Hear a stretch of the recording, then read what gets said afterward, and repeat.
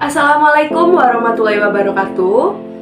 Perkenalkan, kami dari kelompok 3 yang beranggotakan saya, Aida Dewi Fatimah, dan rekan saya, Devi Putri Pertiwi, serta Kun Muzayyin Hadi Putra.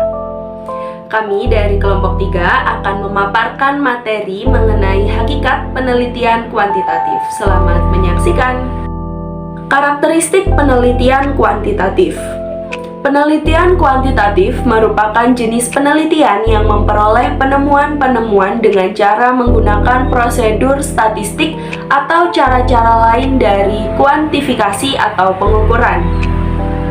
Penelitian kuantitatif ini menggunakan asumsi-asumsi positifis karena berlandaskan dari filsafat positivisme.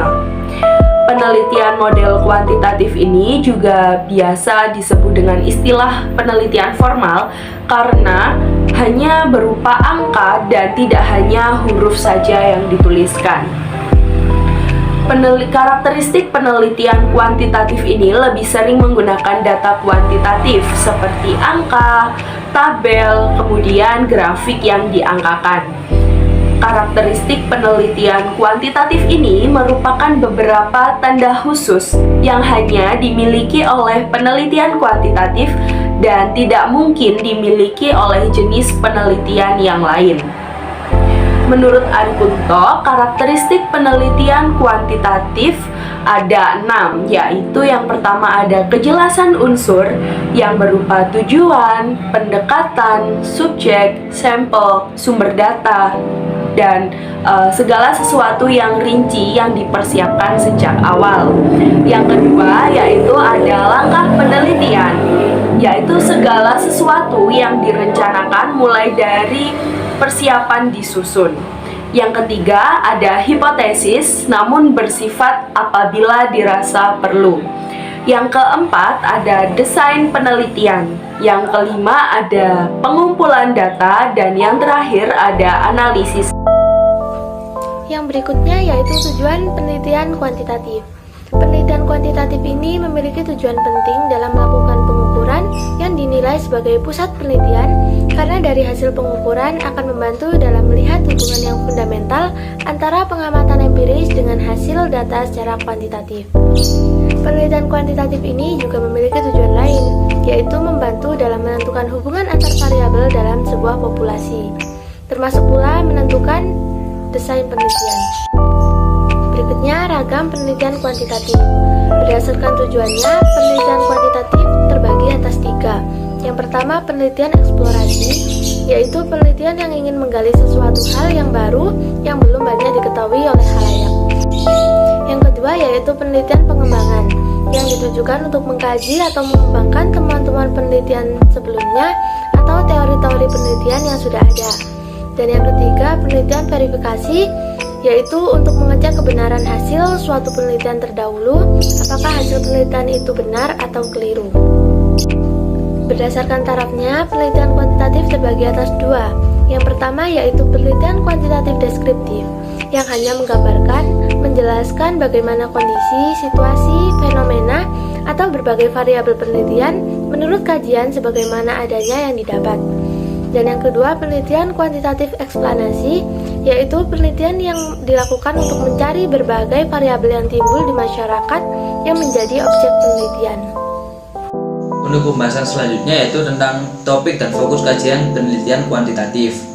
Besaran ruang lingkup penelitian kuantitatif ini sama dengan besaran ruang lingkup ilmu sosial yang meliputi sosiologi, politik, hukum, administrasi, komunikasi, antropologi, dan lain sebagainya. Objek yang diamati oleh ilmu-ilmu sosial ini memiliki variasi gejala majemuk sehingga memiliki kompleksitas terutama dalam menentukan konsep, reliabilitas maupun validitas. Oleh karena itu, kajian terhadap objek-objek perilaku sosial memiliki keunikannya tersendiri. Sebagai contoh, misalnya beberapa bidang kegiatan di masyarakat yang bisa dimasuki dengan kegiatan penelitian seperti bisnis, manajemen, komunikasi, sosiologi, antropologi, dan lain sebagainya. Yang pertama yaitu ruang lingkup penelitian bisnis.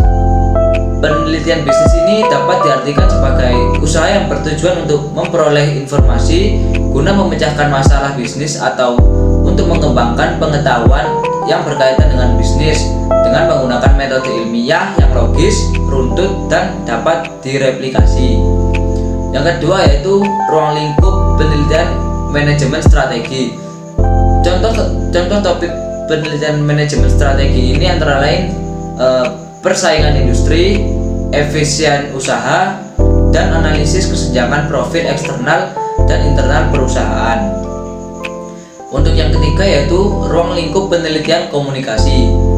Tujuan penelitian komunikasi ini untuk melakukan kajian secara ilmiah dengan melakukan analisis atau evaluasi dalam rangka mengetahui tentang apa, mendeskripsikan tentang siapa, di mana, kapan, mengapa, dan juga bagaimana mengukur sesuatu sebagai jawaban atas hal-hal yang dipermasalahkan, baik oleh manajemen komunikasi, humas, maupun para pekerja. Dan untuk pembahasan yang terakhir yaitu prosedur penelitian kuantitatif. Prosedur penelitian kuantitatif ini ada 6 macam. Yang pertama yaitu penelitian dan evaluasi penelitian.